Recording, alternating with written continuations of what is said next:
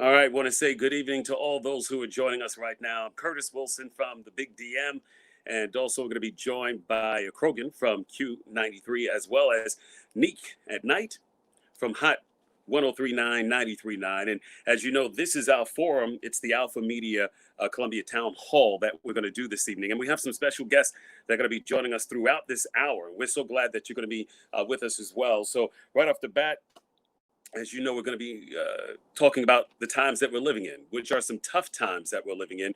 And if, of course, you've been keeping up with the news, you know exactly what's been happening. Protesting yet again, this time over the killing of George Floyd, who was killed 2 weeks ago by Officer Chauvin and three other officers who have been charged. They have since, Chauvin has since been to court, and his bail is now at $1.25 million. And his next court date comes up on June 29th. So it's a situation that we've dealt with over and over again. When I say that, the unlawful killings of African-American men, women, and even young children, 82 to my count. And if you've been keeping up, I'm sure as well. And they're marching for a change. We have a lot of folks who are tired. They're really angry. They're also frustrated as to what's going on with the system. It's a system that's been broken. And not only that, but the struggle has been going on in the African-American community for over 400 years. And when we talk about that, at the very minimum, what they're marching for is to say that Black lives do matter. That's at the bare minimum, to say that Black lives matter. Tired, angry, frustrated over a broken system. They're looking for justice. And right now, that system is not working for African Americans as I say, just us. So tonight, though, we're not going to beat up on law enforcement because it's not every single law enforcement officer that wears a uniform that's doing anything wrong. It's that majority, that's that small number of officers who are doing something that speaks volumes. So we want to talk about that. We want to address it. We want to affect change. And for that, we have a panel that's going to be joining us as well. So I'm going to tell you, we have the mayor, Steve Benjamin, who's going to be with us from the city of Columbia. Also, we have Dr. Kassy Alia. She's the founder and CEO of Serve and Connect. And we also have Diamond Chambers. She works in the marketing department at Alpha Media. We're glad to have her, as well as Police Chief Skip Holbrook, who's been doing some wonderful things with the city of Columbia. We'll hear from him as well. And JT McLawhorn, a good friend of mine, he's the president, longtime president of the Columbia Urban League, and been doing that for many, many years. And I have to say this about JT. I've known him for probably well over almost 30 years, and he hasn't aged a bit, but you'll get to see and meet all of these fine folks who have joined us on the panel. We want to say thank you as well. First up, though, want to bring in Police Chief Skip Holbrook, and Chief knows I've worked with him many years with the Richland County Sheriff's Department when he came over to the city of Columbia as well from West Virginia, but we're glad to have him. He's doing some remarkable things. So first off, right off the bat, Chief, thank you for taking time to join us tonight. My pleasure, Curtis. Thank you for having me. All right. Now, some of the topics that we're going to be covering tonight are going to be police brutality in the Black community, police defunding, protesting the peaceful, and also that's versus the rebellions, racism, racial profiling, discrimination, as well as white privilege, as well as solutions and resolutions to all the issues that we're dealing with. So if you're watching right now, make sure you hit a friend up and say, hey, we are live right now streaming on the Big DM Facebook, as well as Hot 103.9 Facebook. And also, too, you could join us as well at other avenues, too. So right now, let's get to Chief Holbrook. And my first question for you this evening is this. When, in the case of George Floyd, excessive use of force was used by the police, do you believe that it's mainly caused by racial motivation or by arrest procedures that allow for improper use of force that is not always appropriate to the situation? So that's the question there. And is it a social cultural problem, normative procedure, or even both? I think it's everything you just said.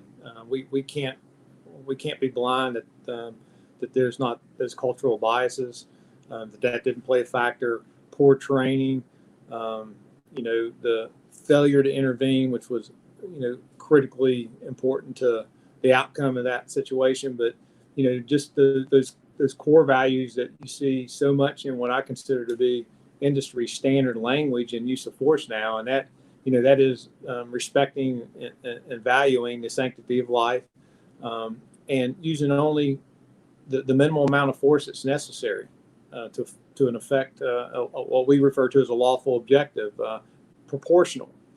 There is nothing that was defendable about what we saw in Minneapolis. Nothing. So it's really hard to comment on something that's not defendable. There's no aspect of it that's defendable.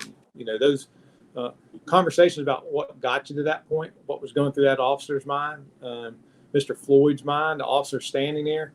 Those are the hard conversations that we got to have, so we don't get to that place again. But my goodness, I mean, the actions were appalling.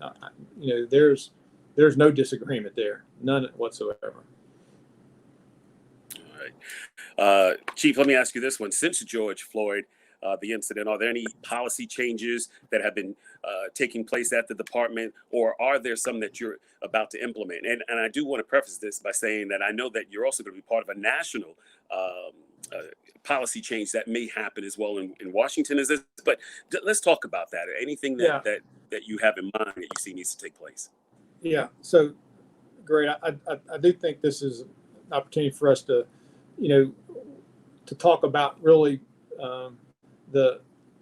what is those. I think national standards are something that we have to look hard at because we have innovative and progressive departments. I feel like the Columbia Police Department is one of those departments that's on cutting edge, always leaning forward, looking for the best way to deliver ethical, professional policing. But there's 18,000 police departments in our country. Many of them are small. We have to embrace that old adage, rising tide raises all ships. Those progressive, innovative departments need to be that rising tide, and we need to set some significant national standards that we all have to hit, and then departments that have the capacity can do much above and beyond that. But post Ferguson, we saw tremendous reform in law enforcement throughout this country. President Obama at the time commissioned, probably the most significant diverse group of people to do a deep dive into law enforcement reform. And, a defining document came out of that, and that was the Taskforce recommendations for 21st century policing. What we saw in that very historic document was two things. Number one, there's everything made perfect sense in there. But a lot of it was well underway, and a lot of it was, why hadn't we thought about that? Why haven't we put that into action? So I know in 2015 we got to work immediately on let's tell our story. Let's talk about where we are right now, what we're doing that is already recommended, but let's create some action items, some things that we can put in place immediately that help start to raise that bar.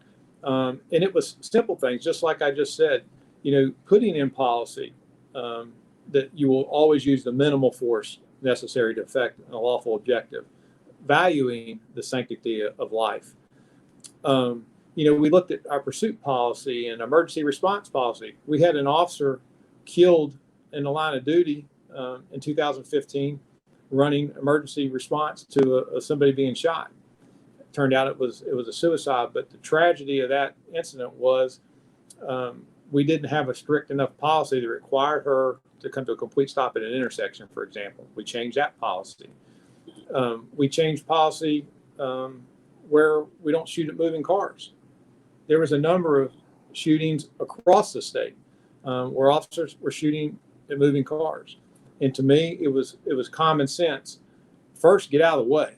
Why would you stand in front of a car? But get out of the way. But it got to the point where State Law Enforcement Division also embraced that, and they put together an educational video. We made every single police officer in this state, review, and we were very quick in 2015 to change that in our policy. To your question, what are we looking at since the Mr. Floyd tragedy? And yeah, we will, just like we always do, because we're nationally accredited, it requires us to do policy review all the time. And we will absolutely be reviewing policy to see if we need to further define what we should and shouldn't do. Typically policy creates parameters in which you must work in. You work within these parameters. It tells you what you can do and what you should do. What we've seen kind of shift now is there is a desire and appetite for not only to have policy that creates those parameters, but specific policy or language within your policy that says what you are prohibited from doing. Talk about chokeholds. We haven't addressed that specifically in a policy because there's nothing that we train or teach that where chokeholds are allowed. But now we know that there is a desire that needs to be specifically addressed in policy, and that's something that we'll look very hard at and review. Real quick, as we talk about the policy and things of that nature, use of force continuum. Can you explain that for folks who don't know what that actually means? Yeah, use of force continuum, is it's like a ladder, really.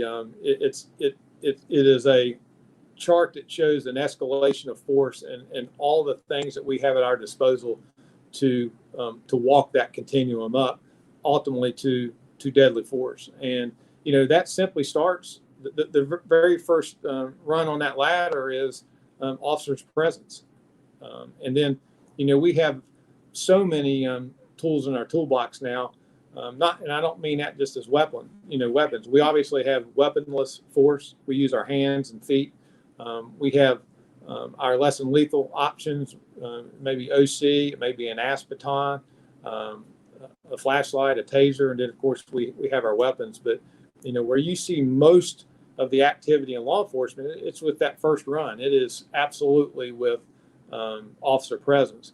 But the one thing that I think we have come, light years quickly is addressing de-escalation in that first run of that continuum, and that's with our presence, creating distance, creating time, putting something between us. So situations that may technically rise to a level where you would quickly traverse your continuum and get to a serious force or deadly force situation, create some space and time and communicate, recognize that somebody might be in mental crisis. So there may be a language barrier. There's all kinds of things that we have to process, but we have to reinforce to our officers. You don't have to go from 0 to 100. Create some time and distance, but that continuum is just a stair step of force. Again, starting with the presence and flowing through hands and feet, and impact weapons, and then ultimately with a deadly weapon, just like your gun or an impact weapon. I know I don't want to stay with you too long because I know we have other panelists that want to come up as well. But of course, speaking about that, first thing also too is the presence, and then also the use of your verbal communication skills that can help de-escalate situations from keeping it from going 0 to 100, depending on your ability to communicate with the individual that you may be dealing with at that time.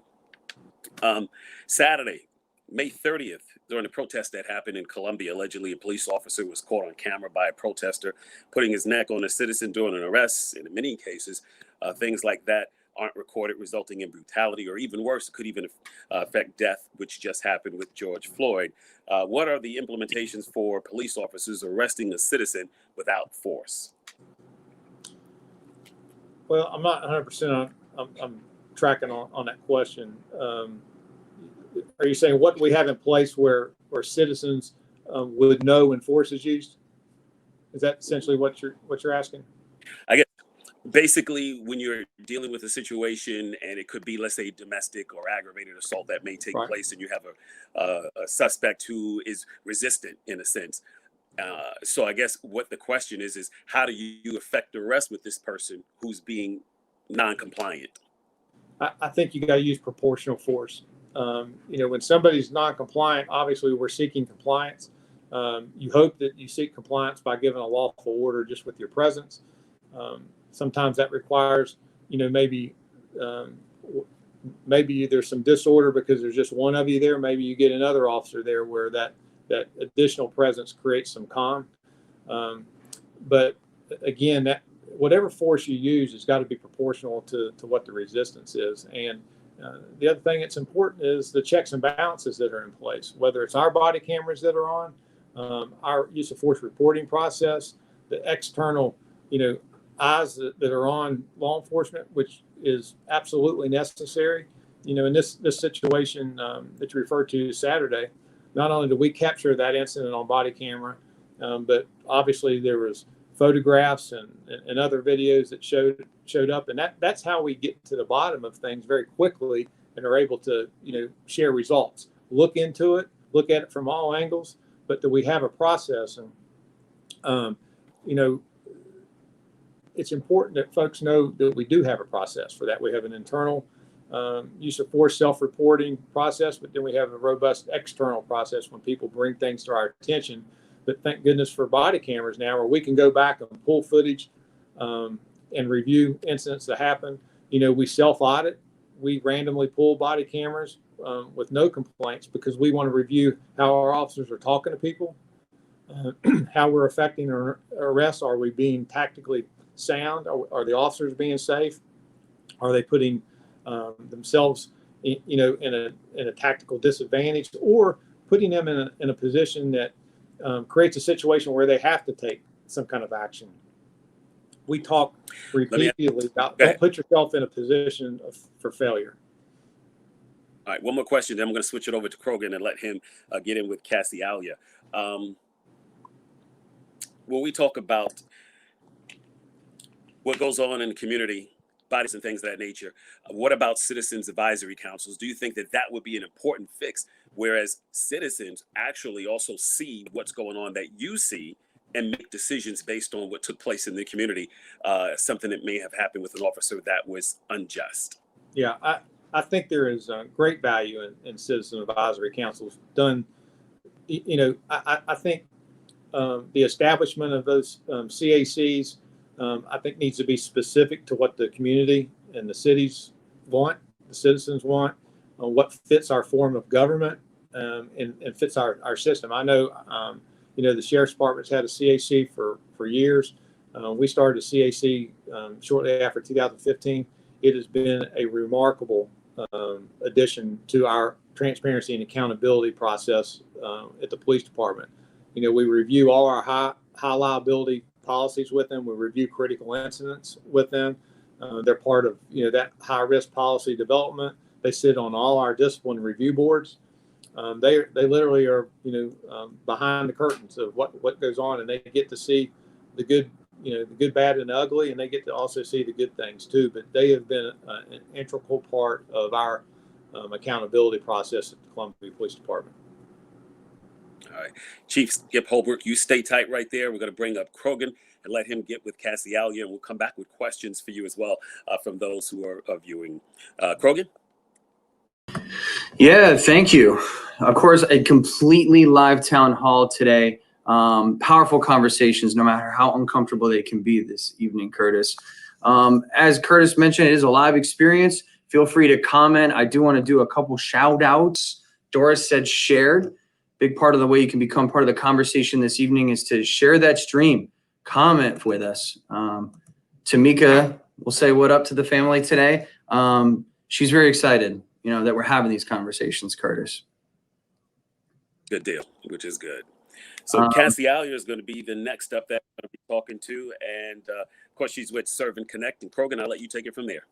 Yeah, September 30th, 2015, Officer Gregory Alia of the Forest Acres Police Department in Columbia, South Carolina, protecting and serving in our community right here, was shot and killed in the line of duty. Now, through anger and pain, it all turned to empathy and eventually motivation. And today, as the founder and CEO of Serve and Connect, our next guest, she continues to use, let's call it common ground to really create a shift in the mindsets and eliminate those misconceptions while pushing a positive synergy between law enforcement.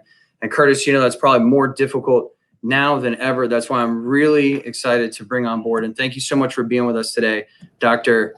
Kassy Alia Ray. It's so great to see you, Krogan. Thank you so much for having me on. Thank you for being here today.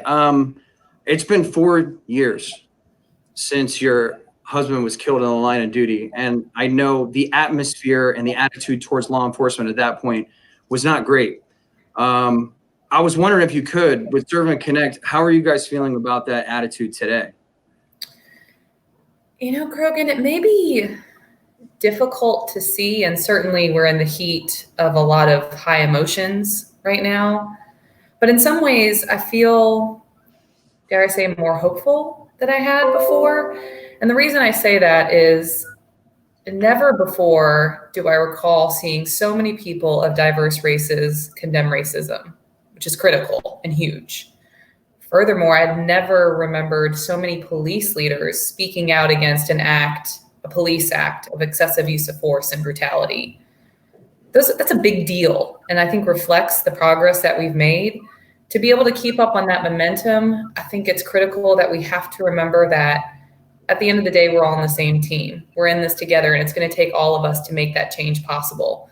Certainly a big part of that is listening and learning, especially hearing the hurt that our Black and brown communities are facing today. It also is going to require us to lean into uncomfortable conversations, refuse to dehumanize one another, because when we dehumanize one another, we lose a little bit of humanity in ourselves. But I believe if we can hang in there, stand tough together and stand strong, that I'm really hopeful on what we may think when we look back a year from now. And hopefully we see that more progress than we've ever made before. Furthering the conversation between law enforcement and the communities they serve, focusing on those human relationships. We've seen 3 memorials, Minneapolis, North Carolina, and being laid to rest in Houston. For Serve and Connect, how does that conversation continue from today? And I'm not talking about what that relationship looks like next week, but for organizations like yours, where do you see the next 5 years with law enforcement? Not necessarily nationwide, but right here in the Midlands. Where do I see the law enforcement in the next 5 years from now? I mean, if the vision that we have with Serve and Connect is, we believe that at the end of the day, what we all want is more the same than it is different. That police and communities, we want our communities to be safe, our children and our families to be protected, and for children to thrive. And that to accomplish those goals takes us all working together.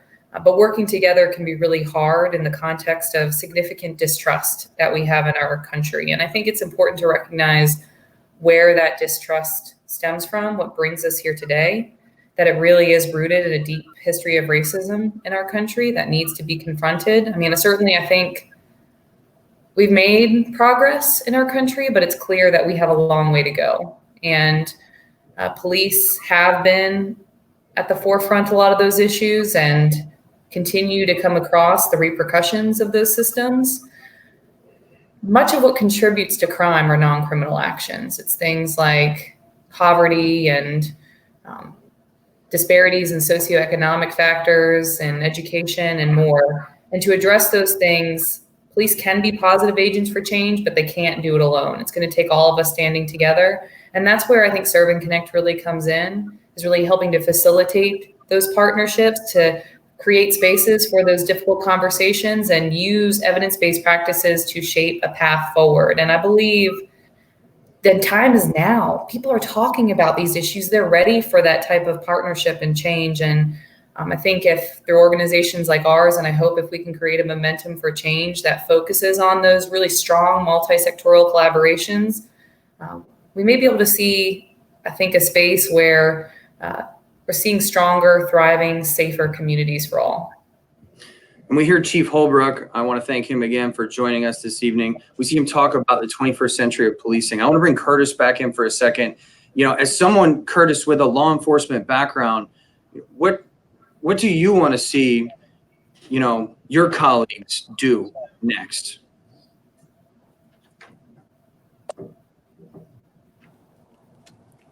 Well, basically, when you talk about 21st century policing, it's about being able to understand what's going on, knowing your community that you're going to be working in, knowing that it's diverse, knowing that there's different cultures. So when you enter into that community, you could better understand what's happening. It's almost like putting your finger on the pulse of the community. So if I go into, let's say, a Jewish neighborhood to effect an arrest of something that's going on, at least I need to study up and learn exactly what the culture is, what are the do's and don'ts, they do, especially even when you talk about the Asian community, certain things and cultures that they have that you may not know as a law enforcement officer, and you'll go in there and you do something that'll upset because of the fact that you didn't study what they do. You know what I mean? And that's the same thing going into an African-American community. with all of the injustices that have been taking place, when an officer stops an African-American man, he's going to be defensive automatically. Whether he's asking him for his name or ID or where's he going, that person's going to jump to the defense because of everything that's been happening. So that officer has to understand the mindset to be able to deal with the situation a lot better, if that makes sense to you guys. It does. And I think, with that relationship, there's a certain level of empathy that comes with it, because with Serve and Connect, Kassy, what I love is I don't want to get into a discussion about bad apples and like now we're just focusing on good apples, but it really is about building that relationship with the communities that law enforcement officers that they serve. You guys do so much for the Midlands. Moving forward, what is your commitment to the community to create that relationship? Because it's going to be tough to get back. Yeah, absolutely. Our commitment to creating those relationships moving forward. I mean, I think we have always been and remain committed to our mission of igniting positive change through police and community partnerships. Again, we believe that at the end of the day, what we all want is more the same than it is different. And how do we create that space to come together? We're all like pieces of a different puzzle. We bring with us different stories, experiences, perspectives. And to be able to create that more beautiful picture requires us coming together. I think embedded within that is a deep appreciation for lifting up the voices, and from the partnerships, it's both police, it's social service organizations, but it's importantly people with lived experiences, the people that Curtis is talking about right now, the residents, the everyday people who are living in our communities, and lifting up their voices and making spaces for them to be heard and to drive change. I think moving forward, we remain committed to the work that we've continued to do, but we're really raising the bar on accelerating our momentum towards progress. Some of the specific actions that we have in place for the 2020-21 year ahead is to first be able to offer more expanded support and training to police for effective community outreach and community policing. There are a lot of police that are already doing a lot of great work, and we want to help do more of that through an expansion of Greg's Groceries statewide, and also launching our Law Enforcement Community Connections program, which will help build more leadership in law enforcement that are really deeply committed to community outreach. It's also going to mean expanding our partnership with the South Carolina Collaborative for Race and Reconciliation. So they're focused on conversations that focus on healing and reconciliation dialogue, and we want to do more of that throughout the partner communities that we work with. And also, we're going to be launching a program that really focuses on investing in community-driven solutions for public safety outreach. So this would mean providing both funding and training capacity building to residents for their ideas for change. So it's a commitment to making more spaces for relationships to unfold, for empowerment and leadership to take place, and for us, all those pieces of the puzzle to really work as one together. Well, servantconnect.net, thank you so much for being with us this evening, Kassy. I appreciate it. Thank you so much. And I encourage people to reach out if they have ideas, questions, comments. I would really welcome it and would love to hear from people. Krogan, Kassy, and Curtis. I should have put your name first, Curtis. That's the name of the morning show we're going to put on. That's all right. Kassy, thank you so much. Stay with us, of course, because at the end, of course, we'll have questions from those who are watching or even listening that they may have for Serve and Connect and what you're doing in the community, because you're doing so much that folks don't know. You're that agency that's bridging the gap between citizens and also the community. So hang tight with us and we'll get with you in a minute. Right now, we're off the mayor, Steve Benjamin, City of Columbia, and Krogan. And also Neek will be joining us. So we'll have all three of your moderators joining us. And again, we're online as Krogan pulls them up. We're online at thebigdm.com and also hot1039fm.com. And then also too, of course, you can catch us on Facebook, on Hot's Facebook and also the Big DM's Facebook. Mayor, how are you doing? Can't hear you. Can you guys hear him? No. I believe I had it muted intentionally. Oh, there you go. So I'm saying, Curtis, the last thing you need is Krogan, Kassy, and Curtis, you don't need one more job. You got enough daggone jobs, man. Curtis, I think he's frozen. How are y'all? Thank y'all for doing it. Listen, I'm just honored to be in your presence this evening. Hey, brother. It's always good to see you, my man. For sure. So let's talk about, people's decision to protest during the pandemic. She worried about protesters probably getting sick, or these numbers rising again due to COVID-19 that's out there, because it was quite a few, and it's still happening every single day. I'm gravely concerned, not about the protests. I think there's a time to protest and to make sure our voices are heard, and the time is now. But there's also a social responsibility we have. We are literally living in the very most challenging times of the pandemic. The greatest pandemic we've seen in 100 years is having a disparate impact on Black and brown communities all across America right now. So while we see, I do see a high level of mask utilization from people who are protesting. So that's a good thing. We're not seeing the physical distancing that's also required to slow the spread of the virus. And, we had last week the most challenging week in South Carolina in the history of the pandemic. In the last 2 days, we've seen a precipitous rise that's not attributed only to the protests, but Memorial Day and everyone just kind of going back to the lives the way they were before the World Health Organization declared the coronavirus a pandemic on March 16th. We're not anywhere close to being out of the woods here. And we need to make sure everyone that while we're talking about the major issues of the day, social justice, criminal justice reform, ending police violence, all those issues, that we also make sure we take care of this one temple God's given us. We got to protect this, protect those around us, and certainly also be our brothers and sisters' keeper. Even strangers, we owe them a level of responsibility to not spread the virus. It's real. We're still in the thick of it. and Mayor Benjamin, just the state of racism, do you believe it's getting worse, or are we simply just catching injustices in action because of things like cell phones or, let's say, social media? Krogan, I think folks are so frustrated because this is 2020. This is we're still a relatively young nation compared to so many nations around the world, and the reality is that the issue of race is literally baked into the history of this country long before there was a country, even well before 1619. If you go back and look at the indigenous peoples who were here when the first ships arrived from Europe, we've seen some of the most horrific treatments of human beings, the dehumanization of individuals over the course of time. And that's why I think it's so important that all of us, as we talk about this, that we require ourselves to also become students of history and realize the very journey that we've been on, not only as the African seed in the American sun, which is obviously right now at the top of everyone's agenda as our babies and our grandparents and everyone watched the public execution of George Floyd.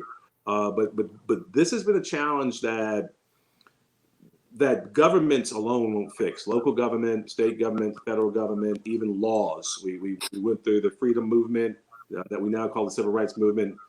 60 years ago, we went through a massive historical event post the Civil War and during Reconstruction.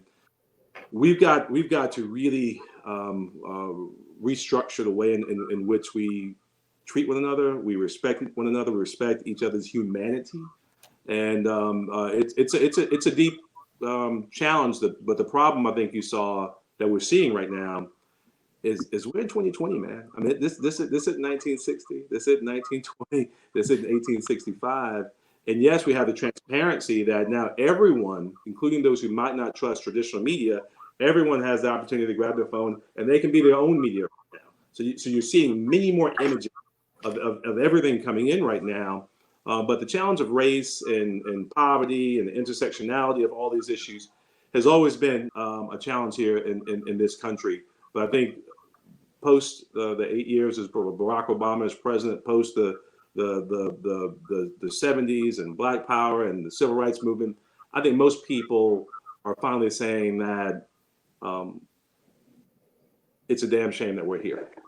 We should be well past this. A number of our children, including my two girls who are upstairs right now, are not willing to claim this reality and demanding change. It's our job to make sure that they understand that they are kind of this continuous link in becoming the architects, the constant architects of this country.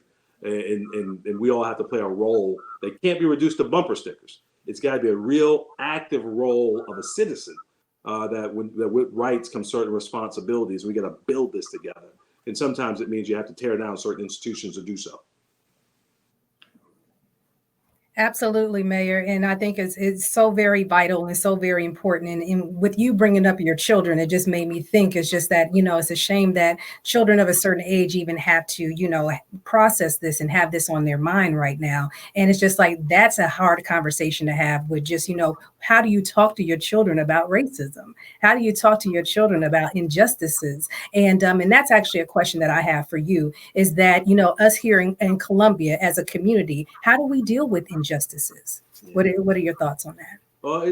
Well, certainly, I mean, if you really want to if you want to make a friend for life, you treat their child well. You want to make an enemy for life, you mistreat their child. I mean, it's amazing how those of us who are parents, how our worldview is designed by that. Our responsibility, all of us, because all of us on this call, we're all leaders, whether elected leaders or trusted voices in the community, is we've got to make sure that we're all committing to creating a community, a society even larger, where my girls, not just my girls who will always be fine. They have two sets of grandparents who will make sure they have anything and everything they need in this world, but make sure other children not similarly situated have the very same opportunities that they have, regardless of their social status, where they come from. And many of you know, I've seen Curtis on many a trip.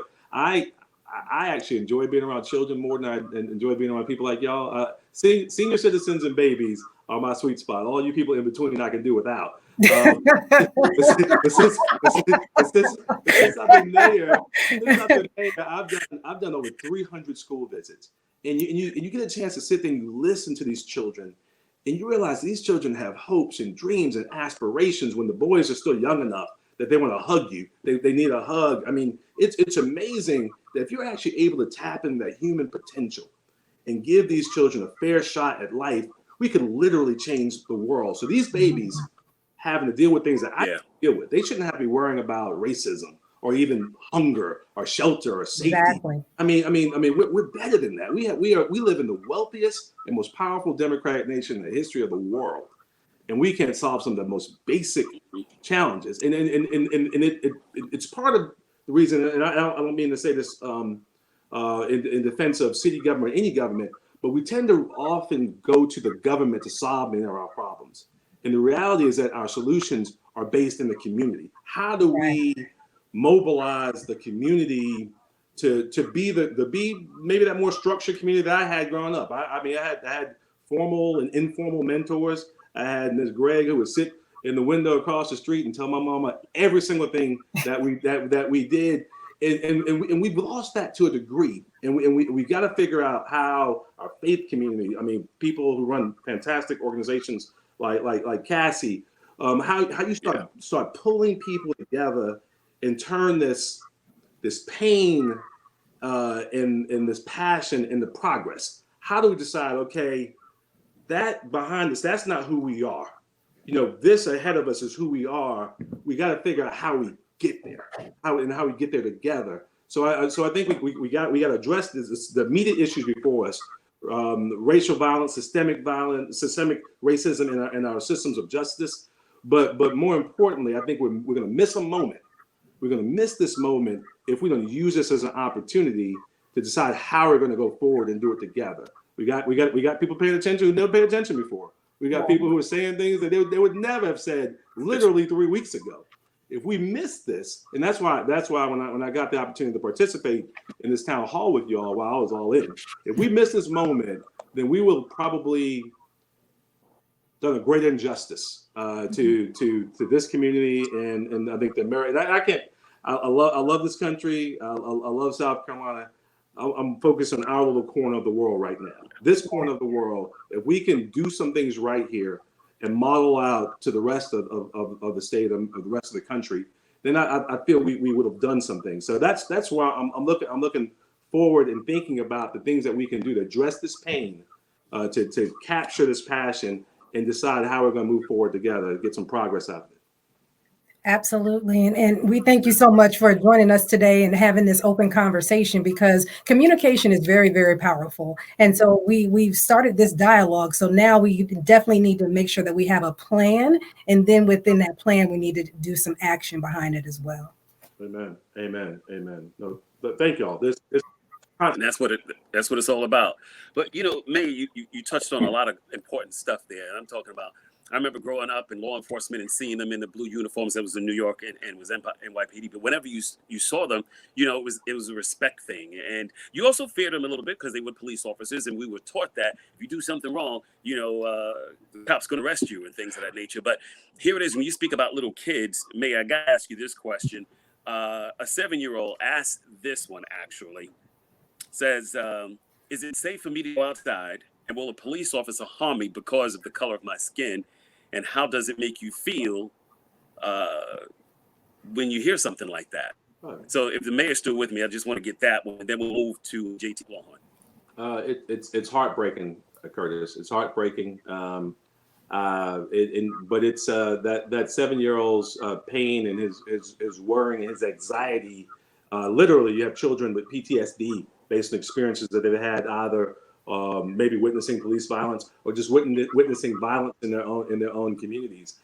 And it goes to the core of a police department or a sheriff's department can't do its job if you don't have that very foundation of trust and accountability that people can call you when they're in danger. So to hear a child manifest that tells us that our problems and our challenges are much deeper than I think even we can acknowledge right now. We can do better, and we owe it to them to do so much better.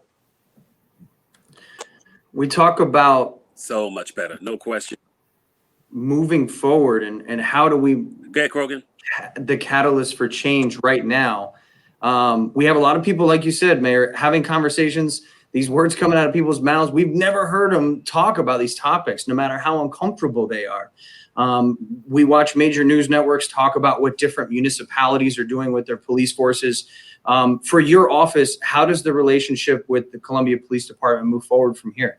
Sure. And I watched the Chief's piece earlier, and I will tell you, obviously he's on this national task force now. When President Obama laid out his 21st Century Policing Task Force several years ago, he left office in January of 2017. We never stopped implementing. This is post-Ferguson. So you talk about the 8 that can't wait. We have all those policies in place as we speak. And 2 that need to be clarified, we're going to make sure they're clarified in short order. The chief is already working on that. So building a department that's built on transparency, making sure you're recruiting and training the very best officers. We've had cultural sensitivity training, community policing training, peaceful conflict resolution, de-escalation techniques, mental illness recognition, chronic illness recognition training. We've been investing in training officers. When everyone was waiting for the federal government or state government to give them money for body cams, we just went in and bought them. Because it was important that not only to protect the community but also protect the officers. We had to make sure that everyone had body cams, so we were moving forward together. We put JT McLawhorn. We put the president Holbrook on our hiring committee because we had a rush of retirements at one point that left the department not looking like the community. So the last numbers I saw, 2016, we had of every officer hired, 68% of them were either Black, Brown, Asian, or female, and so it's inculcated in the way in which you do business. And by constant community policing, constant community engagement, I feel very good about my relationship and the department's leadership under Chief Holbrook and Deputy Chief Kelly and their command staff. But what we have to avoid, and I want to say this being fully transparent, is we can't rely on the police department to solve all of our problems. If someone calls 911 because they're in danger or there's an issue there, then you're asking for law enforcement to show up. We want our officers to be fully trained and equipped, and we make sure they are doing so. But they're not there to be mental health counselors. They're not there to be social workers. They need to be trained to make sure they're multi-talented and multifaceted. But we've got to see investments from state, local, and federal government, and from even this multi-sectoral leadership and collaboration that Kassy's talking about, to start addressing some of these other issues in the community so they don't become a law enforcement issue. Every issue shouldn't be a law enforcement issue. We shouldn't be asking, just like we shouldn't ask teachers to raise our children, we shouldn't ask cops to do all of the work in keeping our community safe. And I think we've gotten to the point where we rely too much on law enforcement to solve those problems. And usually when someone calls 911 or if their shots fired, that's not what a cop is trained to do. So we got to take on more of our collective responsibility in dealing with some of those issues and funding those issues. So some of this conversation around defund the police and these issues, I think it's important to note that these conversations around race and policing have been going on for centuries. We got to make sure that we don't reduce the answer to a bumper sticker. This is not the way we're going to solve this. Do we need to invest more in affordable housing? Do we need to invest more in making sure we don't have food deserts? Do we need to invest more in mental health counseling? Invest more in making sure that kids don't have to go to bed at night like I did, to listen to gunshots every night in the neighborhood that we grew up with? Yes. Do we also need to make sure we have good, strong, sound law enforcement system? Answer is yes. They do not need to be mutually exclusive. And I think we got to avoid the trap of trying to make sure that it's this or that. The reality is that it can be this and both. Absolutely. You are so 100%. Thank you much, Mayor. correct on that. And I know, all right, Neek, I know you and Kroger still have some additional questions for the mayor, but we're going to hold up. We're going to switch over to JT McLawhorn and let you, Neek, handle that one. So in the interest of time, because we did say we were going to make this and now we'll have more. So let's bring in JT McLawhorn, and Neek, you'll handle this one. Yep. Hello. Hello. I'd like to introduce to everyone McLawhorn. He is the president of the Columbia Urban League. And, thank you so much for being with us on our town hall today. And, if you could, we know that they have urban league chapters like all across the United States, but the focus that we're talking about is right here in our community here in Columbia. And tell us about the Columbia Urban League's mission we've been doing for so many years here in our community. Okay, can you hear me now? Yes, I can hear you. Okay, great. So we have been engaged with law enforcement for a very, very long time. We started back in the 80s when we had Charles Austin, who was the police chief. They were talking about community policing a very, very long time ago. And so what we learned from that experience, when you're working together with law enforcement in partnership, it does a lot to bring the community together with law enforcement. My brother is a retired law enforcement officer. I have a nephew who's currently a law enforcement officer. My brother-in-law was a retired law enforcement officer, trailblazer in New Jersey, in the area. So I've been around them for a long time. But the thing that most law enforcement officers do not show the community is the human side of them. Normally when they come out in dealing with issues. And so quite often they come out, in a whole different personality. And so I think that what's missing from this process is that we don't see law enforcement in many ways. We don't see them as real people to a certain degree because we don't have that interaction. I think in many communities, like this in Columbia years ago, where most of the police officers did not live in the city of Columbia, either in Richland County, they lived outside. And I think that's what happened in Minneapolis. You had so many law enforcement people who did not live in the city of Minneapolis, so they had no relationship with the community. Relationship is key to a harmonious relationship with law enforcement. We need law enforcement. I officers. I told someone one time, if law enforcement officers would go on a strike, and they just said, we just quit. I said, I'm leaving town. We depend on law enforcement officers. It's just shameful that a few bad apples have tainted the reputation of so many good law enforcement officers. I think community policing is the pathway to enhance relationships with community stakeholders and law enforcement, because they get the opportunity to see law enforcement people as real people. Most of the time when they come to African American community, they come in there in a role of checking you, putting you in check, in a role of to some degree being the enforcer. And I think that we do a disservice to law enforcement officers when we can only see them as enforcers. They are much more than enforcers. They are, they're community stakeholders. And so we have to de-emphasize, de-escalate that role of law enforcement officer being enforcers. We got to enhance their role as being community stakeholders, our neighbors, our family members, our friends, and so forth. Relationship is very key. So I got introduced to law enforcement officers, as I said, back in the 80s. We worked closely together. We spent a lot of time together. At one point in time, the city of Columbia was moving law enforcement officers in some of the high crime areas. They were moving in, having apartments there, or having houses in those communities. And those things are really, really important. From a historical perspective, for the most part, when African American people saw law enforcement officers, they came in as enforcers. And as a result of that, people are very apprehensive to a certain degree how they react. Again, that relationship is really important.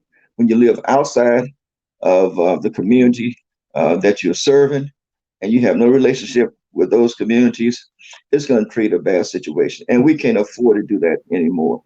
And we have a lot of discussion now about, coming together. I remember, I'm old enough to remember that after the assassination of Dr. Martin Luther King in 1968, the federal government put all kinds of money out here to try to help enhance the relationship between African American people and the broader community. I think one of the challenges we have is that people are not educated about African American. Yes. Okay. I'm here. Can you hear me? Yes, I can hear you just fine. And can you hear me? Yes, I can hear you. You've definitely said a lot, and you've made a lot of great points. And so some of the things that you were saying definitely sound very solution oriented, and also giving us some resolutions with what we see with police brutality. And so one thing, and actually Krogan had brought this up earlier, and I wanted to ask you is, do you think that police officers need to go through empathy training? When you're dealing, because like you said, sometimes like when there's certain situations that are going on and they come to, a particular situation or a scene, is that, it's like they're already ready to be on alert. And then people that are in that situation are kind of like, this is just a tense situation. So sometimes there needs to be more empathy that needs to be handled depending on the situation, of course. Well, I think we all are products of our environment. Mm-hmm. A lot of times when people see African American people together, they think very negatively of them. We did a study several years ago where a group of African American boys went into a retail store, and then a group of white boys went in the same retail store. And they followed the African American boys around, and the white boys and African American boys were working together. So the white guy stole stuff. And they got outside, when they got through, they split it. But they didn't follow the white kids around in the store. So we have this perception that African American people who steal, we don't know anything about African American people. At one point in time, we talked about having African American history. So people avoid the history. Some people feel that African American people have not contributed anything to the world in the area of arts, medicine, religion, philosophy, mathematics, engineering and so forth, Right. And so there's a perception that only thing African American people are doing, consuming products and not giving anything back to the community. And I think that could be overcome if we educate people. People need to be educated. Absolutely. Yes. Yes, no, you're definitely right about that. And I know that we are getting short on time. So what I'm going to go ahead and do is I am going to go ahead and introduce one of our members here at Alpha Media Columbia, and she goes by the name of Diamond Chambers. And so we're going to talk to her in a minute. Hello, Diamond. How are you? Hey, Neek, I'm good. How are you? Good. And we definitely want to make sure that part of this conversation, we include millennials, and Diamond is a millennial. She was actually on the front lines at the protest that was going on May 30th. You went actually the entire weekend, that Saturday and that Sunday. So I'm going to go ahead and I'm going to turn it over to Krogan, and he's going to talk to you a little bit. And Curtis as well, Hi, Diamond. Hey, Diamond. Hey, Krogan. Hey, Curtis. Krogan's going to be joining us too. And good deal. We're glad that you're with us. We're going to ask this a couple of questions real quick. Then we're going to bring the panelists back and go through some question answer type stuff real quick so that again, we were respectful of your time. I know we said an hour and we're hitting up on that hour about 4 minutes from now. So we'll get through this and then go to any questions that our viewers may have had and then do the wrap. So Krogan, go ahead. Your turn to ask Diamond some questions. Yep, a live streaming experience across all the brands with Alpha Media, and that includes some of our, classic rock and pop stations. For a lot of people tuning into the news, seeing burning cop cars and stuff. Right in the middle of it, the cause is just. Tell us a little bit about the messaging and what you're hearing from the community, and what sort of change you'd like to see, Diamond. I mean, the rallies, the protesting is definitely an experience within itself. It's the most high-low experience that I've ever encountered in my life. One thing I did take from it, just as Mr. McLawhorn said, there was just no communication. And I believe the mayor mentioned it as well as Curtis. You have force tasks that are out, and, they have bulletproof vests, and they have batons, and they have rifles, and they have bullet rifles, and they're pointing it at you. And in the scheme of it all, people just want to communicate. People want their voice to be heard. They want questions answered. So it's like when you have Taskforce that are coming out with, all of these things that they can do to combat you, and all you have is maybe a water bottle or a rock to throw at them. Now as a community, you become in defense, and it doesn't help with trust in the law. It doesn't help with trust in police. It just kind of makes everybody just in this defensive mode. And like Neek said, it becomes a tense situation, and it was very tense, very, very tense. The catalyst for change, the amount of not just young people, but people from all walks of life, all age demographics, and a lot of us saying the same thing. I think in our country, Diamond, having you physically there it's part of a massive, powerful movement. I know the mayor took time out of his day to come down and speak with protesters. And I think that was a healthy dialogue to hear some of the young, energetic folks out there that are really trying to get some change, not nationwide, but it starts here in Columbia. I agree. I mean, and I commend the mayor so much. He was out there with like paper and pen, listening to, people my age, people of different races. He was on the ground, praying with people, talking, and just trying to get the best communication started that he can. It starts with that, it starts with that line of communication. But as everybody knows, it's a long road. It's a long journey. But I definitely think conversation and communication will open up the door. Indeed. Communication is powerful. It's very powerful. And so Diamond, the unity that was going on with the protests, and, and we saw that there was definitely unity among all races and all walks of life. And so tell us a little bit about that experience and telling us that, do you feel like when you guys went to the police precinct that it caused more danger for you guys, or, what was that about? The rally started everything, and that was totally fine. After 3 o'clock, everyone that was at the State House, a majority of everybody that was at the State House, they did decide to march to the police station. And I do believe that's when things got flared up even more. I mean, you had people out there with megaphones saying, hey, like, come talk to us. Like, we have questions about things, and this is all people of my generation, all millennials, no younger than like 20, to ages 29, but people want answers. And, there was even at one point, Leon Lott was there and, people were calling him out personally, like, come talk to us. I got a question about my brother, like something happened with my brother 10 years ago. Like, people had personal situations and they just wanted to be, heard. And all that, it was so beautiful because, it wasn't just, and I hate to use the term so loosely, whites and blacks, there was Asians, there was Hispanics. And I can honestly say that, President Obama was right. Like, this generation is the generation that will catapult the change that's necessary. Okay. All right. Well, thank you for that. And thank you for your input. I know that we are getting short on time right now. So I'm going to turn it over to Curtis. Diamond, let me ask you this. Thank you. Trust is big. Trust is almost everything in a sense, when you're talking about dealing with people. And when you talk about the older generation, such as Krogan and Neek, and then the younger generation, such as me and you, Diamond, what can the older generation do to help build that trust back up?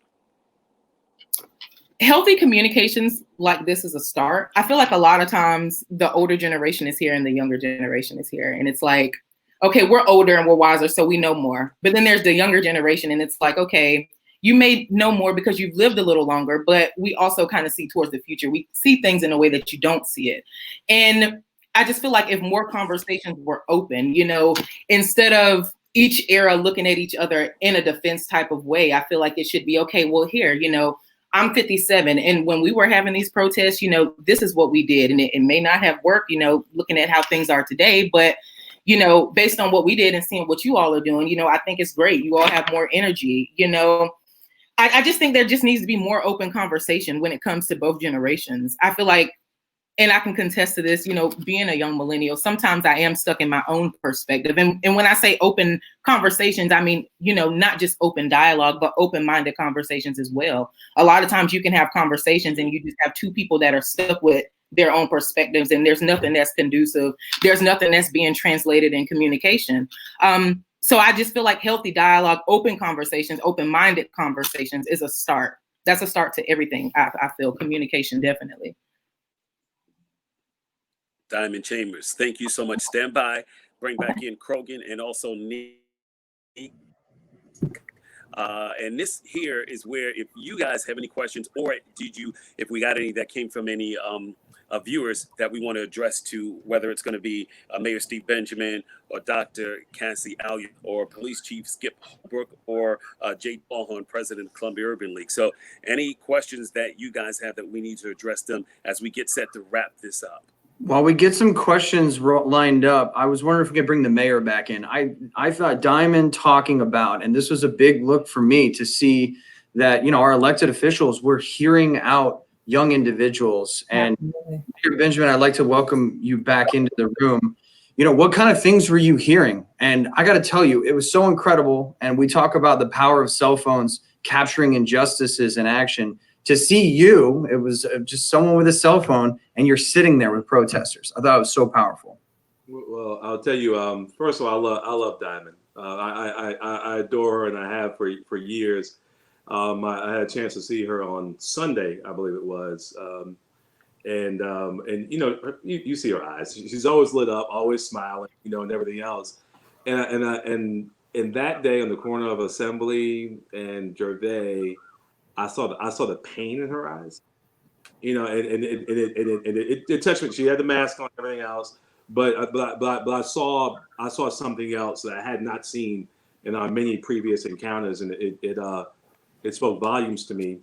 When I sat with those young people that Monday at the State House, I tried to make it a point to not go there, and some of them I'm sure knew who I was. One young man. He'd introduced me in Congressman Clyburn years ago as a student at Eau Claire High, and he was about a foot taller when I saw him on the ground there. but sat with them and didn't try to tell them who I was, didn't try to even jump into the substance of the issues. The question I asked them was very simple. It was tell me your story. Tell me your stories. Because I think so often we jump into a defensive mode, we jump into a generational discussion. As Diamond mentioned, we start talking about everything else, and we don't shut up and listen and realize that God gave us 2 ears and 1 mouth for a reason. We should be listening twice as much as we talk. And I just asked them, tell me your story. Why are you here? And the range of stories from either personal experiences or experience of a friend and someone was there as an ally, or someone was just heartbroken watching the videos of George Floyd, or talking about Ahmaud Arbery or Breonna. I mean, just listening. It's edifying, and it makes you better at the job that you do, and I think it allows people to establish the very basics of humanity. That I'm a human, you're a human. That this person who feels thingified is not a thing. He is also flesh and blood. That this officer, the officers who are standing across the street, as I was talking to them, that they're not blue robots. They are also flesh and blood. I think it allowed us to have a much more human discussion that has now led to some of those protesters. I'm not exaggerating. I speak to every single day. Every single day. We've had Zoom conference calls. We're talking about real issues of policy, learning about them, learning about me, learning about families. And then I think it allows you to start having real conversations.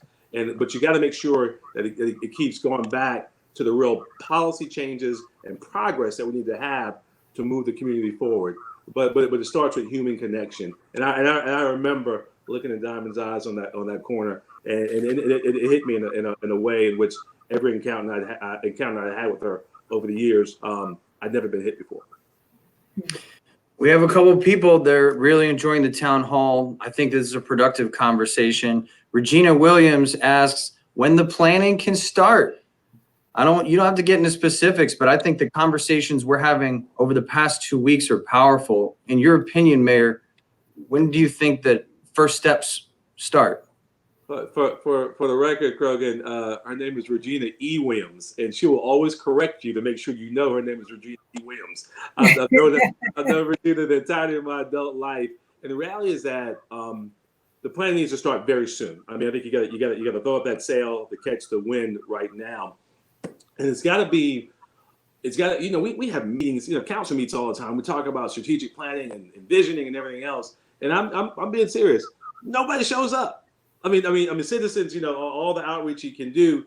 What I have learned from this particular moment that we're in is that now so many people get their news from so many different sources. There was a time 30, 40 years ago, back when Curtis only had 4 jobs, where you might get your news from 3 different news sources, the 3 primary news stations, and everyone got the same news at the same time. And now literally you can walk in a room with 20 people and they're relying on 100 different sources, some reliable, some not, but that's where they get their primary news from. So we got to find a way as we move forward to make sure that we're speaking to the entire community, creating a dialogue that has everyone, including some people who would be very difficult for them to leave their safe spaces, wanting to share their stories, but not necessarily feeling fully comfortable about being engaged in this public discourse.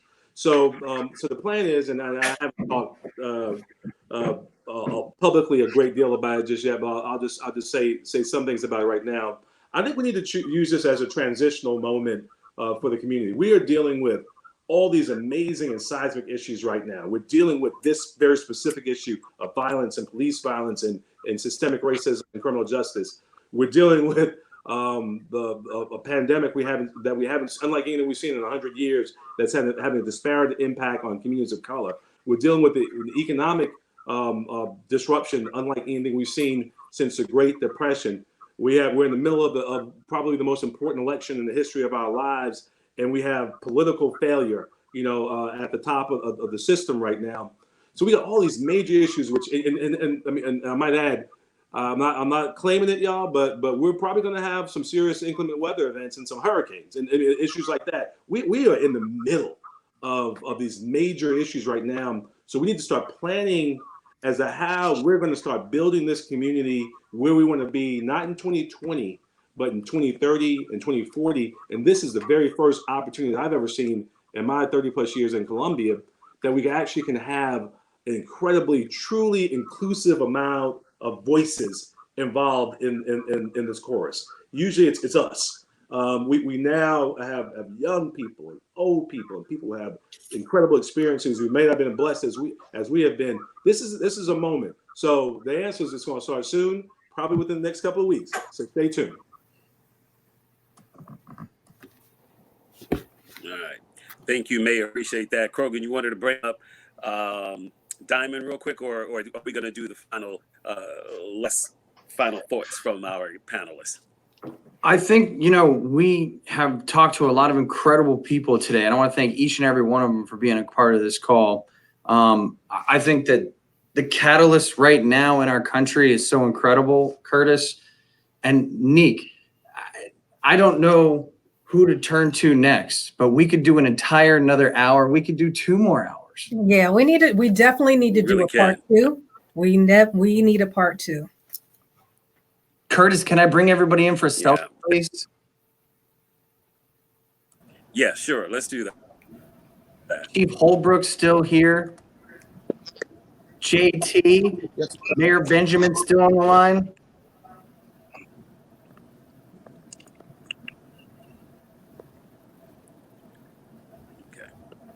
Do here is let those who are still here give a final thought, and then we're going to close this thing out so that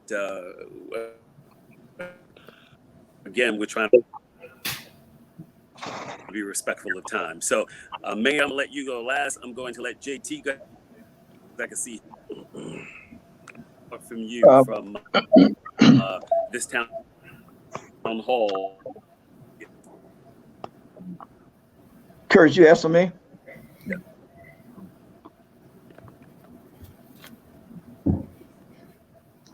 It's good, JT. I think it's yours. Like we've lost Curtis. Completely live experience.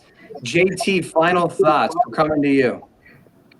Okay, thank you very much. First of all, I want to commend Alpha Media for hosting this event because we have to talk about these issues. I think the problem we've been in silos too long, and this is a window of opportunity for us to talk and to come up with a strategic plan where we got many voices involved. I think what we're doing now, we are planning with the people versus planning for the people. Chief Holbrook, you've been very patient throughout the entire broadcast, and thank you for staying with us. I'm going to come to you. Yes, sir. This has been a great hour and 10 minutes. You can go ahead and log me in for the part 2. I want to be part of the conversation. Empathy, understanding, and awareness. I wrote those 3 things down. That's my takeaway. I agree. We got to do a lot of listening, and I look forward for that opportunity. Diamond, I see that charisma and that look that the mayor's talking about, and I look forward to listening to you as well. And, we've got a remarkable opportunity in front of us that it can happen if we do this together. And I am 100% certain we're going to get where we need to be. Thank you for having me tonight. Absolutely. I appreciate the time. Kassy, Serve and Connect and the mission, thank you so much for sharing it with us today. Any final thoughts before we close down our first town hall here? Oh, my word. I just wish I could spend the rest of the evening with all these wonderful people. I feel really blessed to be a part of this conversation and richness of thoughts and perspectives. I think the final thought is to not lose hope. It's a really hard time for our country, but sometimes in the darkest moments is where the brightest light can shine. And I think that bright light can shine in our city and in our state. I mean, look at the leadership that we have, leadership from Chief Holbrook and Deputy Chief Kelly to an outstanding mayor, Steve Benjamin, and an incredible city council and city manager. I think the voice is Diamond. You shine so bright, and I think you represent such a beautiful voice and the where we can look ahead and have a vision. And JT McLawhorn, you have been such a stable source of hope and vision in our community. And this is just a few people on this call. We have so many other people that are standing up and leading. And I think if we can come together and share those voices and those assets and those gifts, man, our city really can be a leader for change in this time. And I look forward to seeing where we are a year from now. I want to bring Neek back in. Neek, I'm thinking Mayor and Diamond, we're getting a lot of comments about the dialogue. You guys need a bunch. Definitely, absolutely. Like I said, as soon as we actually finish, we're going to go ahead and start planning part 2, and we want to have everybody back on, and we'll probably definitely make sure that we add some additional people to it because as I said before, communication is powerful, and we definitely need to keep the dialogue going. But after we have this communication, now we need to go ahead and start creating a plan of action. And Mayor, you were talking about that in the next few weeks, and let's go ahead and let's make it happen. So we keep the communication open and we plan and then we take action. Amen. Amen. Am I saying something, Nick? Oh, if you would like to. Well, actually, we need to go ahead and move on to Diamond because I know like I said, we're getting we're going way over our time. So Diamond, what are your Diamond? Thank you for allowing me to be a part of this platform with so many inspirational people. And at the end of the day, we're all human. Love conquers all, and we weren't put here to hate. I'm sorry that the world has kind of gotten that way, but we weren't put here to do that. So, I'm hoping and I'm praying that the dialogue definitely continues after this, because in many situations we've had these conversations and it dies out and we're back to square one. I just hope that we continue to keep the dialogue open and the open minds. And I just thank you. Well, we're definitely going to do that here at Alpha Media and, and everybody that we had on the panel. We just want to thank them so much for your time, your energy, your effort, and everything that you do to put back into and pour back into Columbia and our community, our home. So thank you so very much. And, Curtis and Krogan, I don't know if you guys have anything else you would like to say in closing. Yeah, this is the first of 3 days of dialogue, some big names coming up. And I want to thank everybody that's here this evening. We're looking forward to a massive replay of today. And of course, more dialogue Thursday and Friday across Hot 103.9, the Big DM, Fox 102.3, Q93.5, Alt 99.7. For those that haven't thrust themselves into this conversation yet, I think over the next couple of days, it's time. Absolutely. Absolutely.